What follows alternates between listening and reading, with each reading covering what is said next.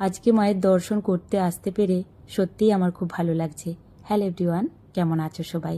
আজ শুক্রবার, এখন রাত্রি 10:35 মতো বাজে।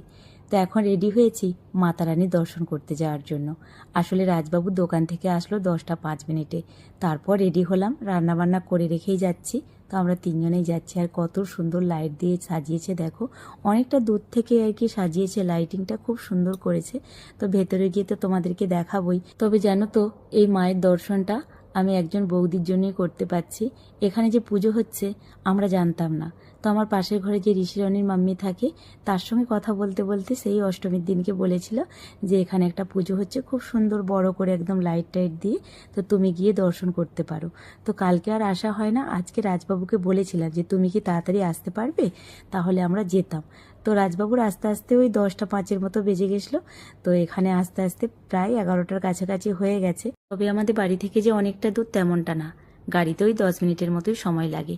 আমরা যখন এখানে এসে ভেতরে এন্ট্রি করছিলাম, দু সাইডে না এরকম মায়ের মূর্তির ফটো দেওয়া ছিল। যতগুলো ফটো আমার ছেলে দেখছে ততবার কিন্তু বারবার প্রণাম করছে। আজকে আমার একটা কথা আবারও মনে হলো যে সন্তান গর্ভে থাকাকালীন মায়ের মন মানসিকতা যেমন থাকে, মনে হয় বাচ্চার মধ্যে একটু হলেও সেই প্রভাবটা পড়ে। যখন আমার বাবু আমার গর্ভে ছিল, আমি খুব ঠাকুরকে ডাকতাম, স্মরণ করতাম। আমি দেখেছি ছোটোর থেকেই বাবু যেখানেই ঠাকুরের মূর্তি দেখে একটু হলেও দাঁড়িয়ে পড়ে, ঠাকুরকে প্রণাম করে। তো আজকেও সেটা দেখে আমার মনে হচ্ছিল। তবে এখানে আসার পর একটা জিনিস আমার ভীষণ ভালো লেগেছে। এক তো অনেকটা বড় এরিয়া জুড়ে এটা হচ্ছে, এখানে না 51টা মায়ের সতীপীঠের মূর্তি তুলে ধরা হয়েছে, যেটা চারিপাশটা আমি ঘুরে দেখলাম। তোমাদেরকে সবটা সামনে থেকে মিনি ব্লগে দেখানো সম্ভব হলো না, তাই কয়েকটা ফটো আমি সামনে থেকে দেখালাম মায়ের মূর্তি। এই দেখো, এখন মায়ের সামনে চলে এসেছি, কি অপূর্ব লাগছে মায়ের মূর্তিটা। সত্যি মায়ের সামনে দাঁড়িয়ে আমার চোখে জল এসে গেল। মাকে তাই বলছিলাম, মা তুমি তো জগতের মা, তুমি সমস্ত মানব জীবকে ভালো রাখো, সুস্থ রাখো, সবাইকে সুমতি দাও, আমরা যেন সবাই ভালো থাকি। পাশেই দেখলাম 9 জায়গায় না 9টা হোমের আর কি যজ্ঞ করা হয়েছিল।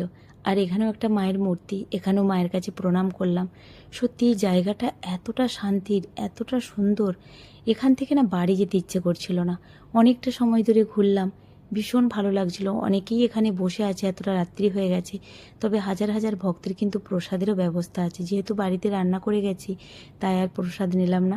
এখন একটা দোকানে এসেছি, এখান থেকে একটু আইসক্রিম, একটু ব্রেড নিয়ে নিচ্ছি। তবে ছেলেকে বিল্ডিংয়ের নিচে দিয়ে আবার চলে আসলাম রাজবাবুর সাথে হাঁটতে হাঁটতে। আমরা সানার গাড়িটা নিয়ে গেছিলাম, রাজবাবুর গাড়িটা এখানে আর কি সারাতে দেওয়া ছিল। তো এটা নিয়ে এখন বাড়িতে চলে আসলাম। তো চলো আজকে আসি, টাটা।